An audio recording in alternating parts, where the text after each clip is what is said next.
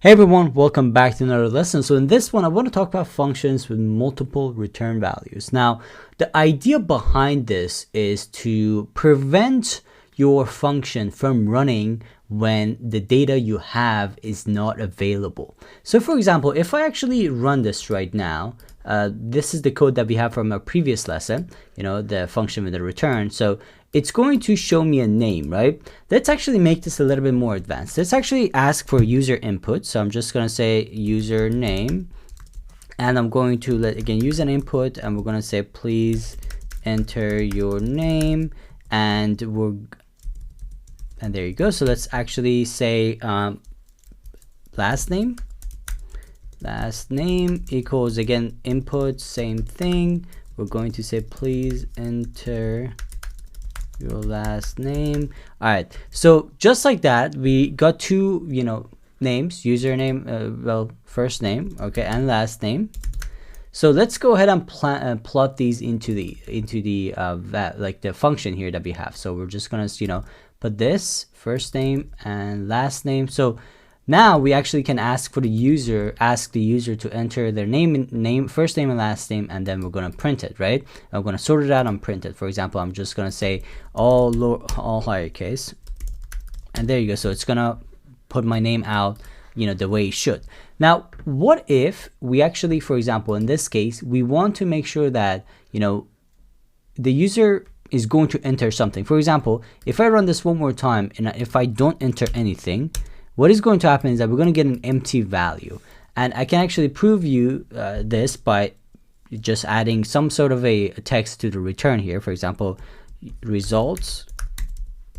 There you go. So if I do this, and if I run this, what we're going to get is, again, if I don't enter my first name or last name, we're going to get results and just this empty. And what happened is that we just ran this whole function for absolutely no reason.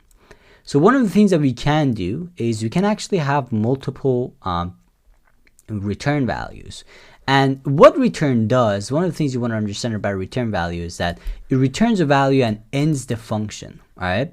So you definitely want to make sure that if that return is going to run, you the function is not going to run after. You want to understand that the function is not going to work after that return value.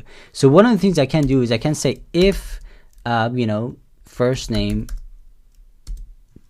equals nothing, that means it's empty, or last name also equals nothing, return, we can say please you didn't, or we can say you didn't enter any values. So just like that, we can say you need to fix that. And let's actually indent it back a little bit to the if level. There you go. So when we do this, what is going to happen is that if you don't enter the first name or the last name, this entire function is not going to run. And just like that, we have a function with multiple return values.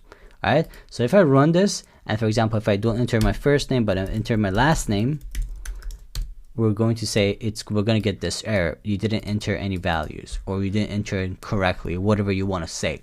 So just like that, we have a function that has multiple returns or multiple outputs, and these outputs are going to show up based on the situation or based on what happens in the function.